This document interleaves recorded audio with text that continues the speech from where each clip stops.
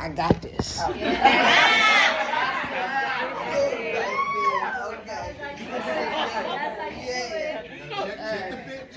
Look. I'm gonna be honest.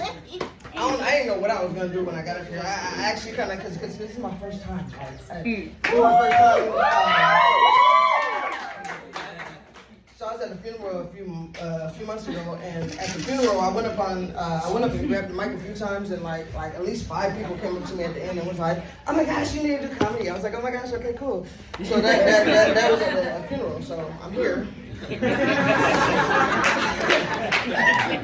And yeah, I was practicing some kind of set yesterday, but this morning my son really, because I got 2 years old, he really gave me like kind of amnesia into this one story that I kind of wanted to tell. So I'm just gonna tell one story and then do like a little poem because I'm super multi-talented.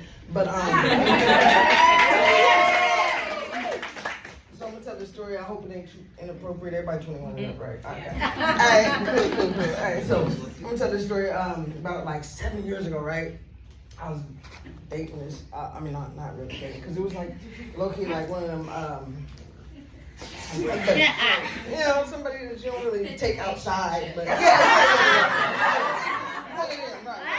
We didn't go outside. Anyway, I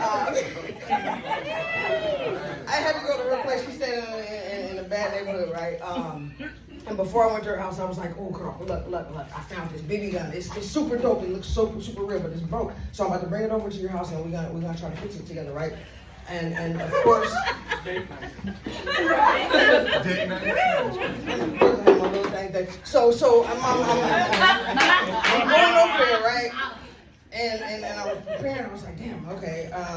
I got my car on the backpack, so I'm gonna just wrap it up, throw it right here. So I had it right here, and then I put the little thing there in my pocket. You know, it looks super real. So I'm trying to, conceal it. You know, so I went to the girl house.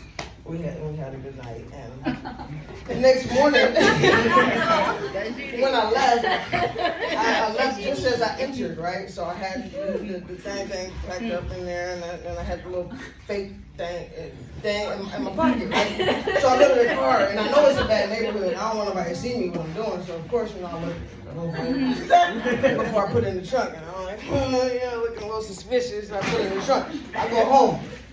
Now, when I pull up into my parking lot, it was like at least a 27-minute drive home. Yeah, right. Yeah, so it's about a 27-minute drive home. I get all the way home, and as soon as I put my car in park, I don't even take my foot all the way off the gas, and there's like 3 officers at my window. No. Hands up! Oh my gosh! It was like the scariest feeling in my life, right? So the officer, the guy, he walked up to the window and he gave me this like vibe, like he wanted to say, you know you're fucked up, right? You know you're fucked up, right? So he's telling me, yeah, we're doing a sting in them apartments, it's about guns. I'm like, oh my gosh, immediately I was like, oh my gosh, I don't even like guns, sir.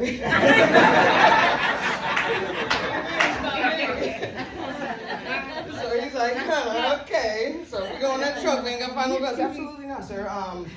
So I started thinking about it. I was like, damn, he's talking about my BB gun. So immediately I start snitching on myself.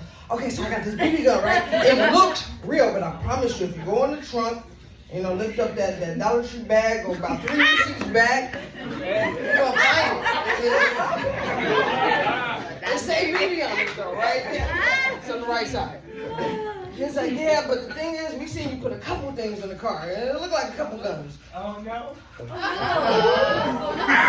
couple guns. I was like, sir. And he was like a cis white man, right? So he wouldn't understand, but I'm looking at him, I'm like, sir, it's my dang. It's my pee-pee. It's my play pee-pee.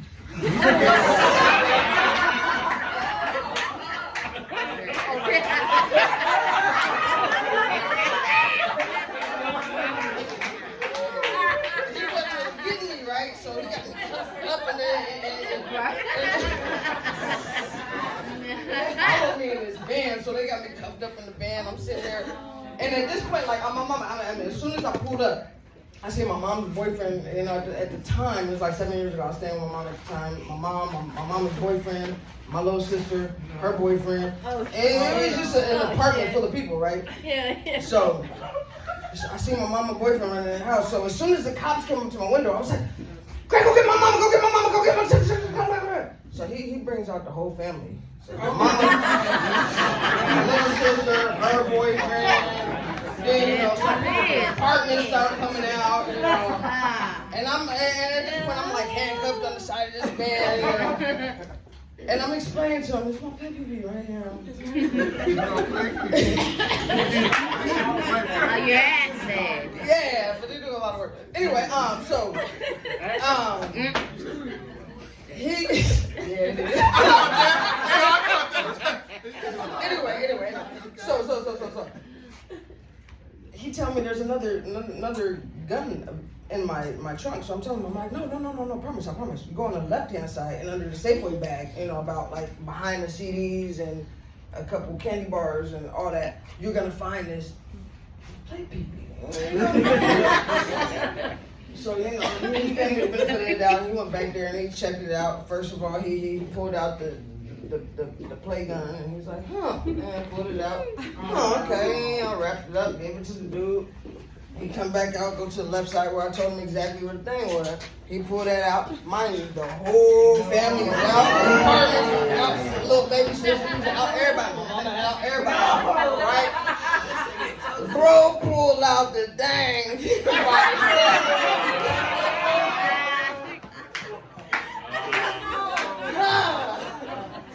So the reason I told this story, right, because mind you, I kind of prepared for a set yesterday, but this morning, right, so last night I had a date.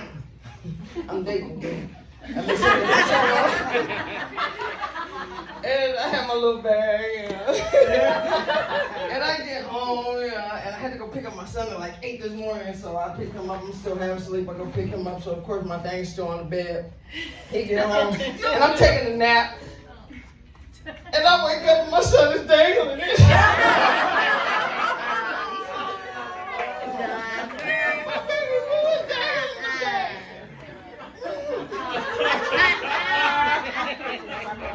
Yeah, so that's what inspired me for tonight. So there you go. What did you say? I was like, oh my gosh, wait. No. You put the whole bag up high. So far, I can't touch it. So yeah, he seen something that was bigger than his whole head this morning. All right, back to the poetry. So, I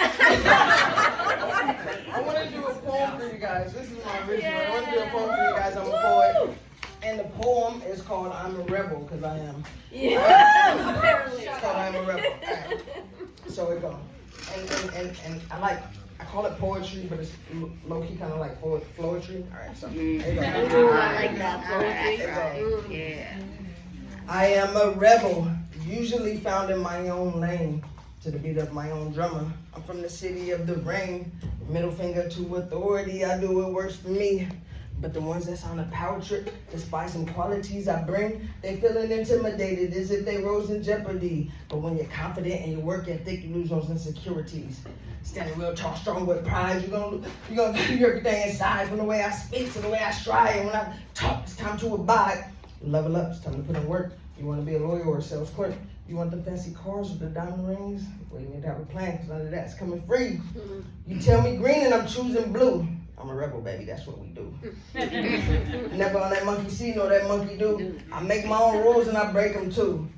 I didn't get it right away, made a mistake or two, but I kept my feet grounded, had to make it through. We're on our way, still more work to be done, so stay humble. Navigate with dignity all the way through this struggle. Challenge the system, continue till things has changed. Hell, even our president was a rebel. To me, that shit was crazy. I love that anybody can make it. Come on, baby.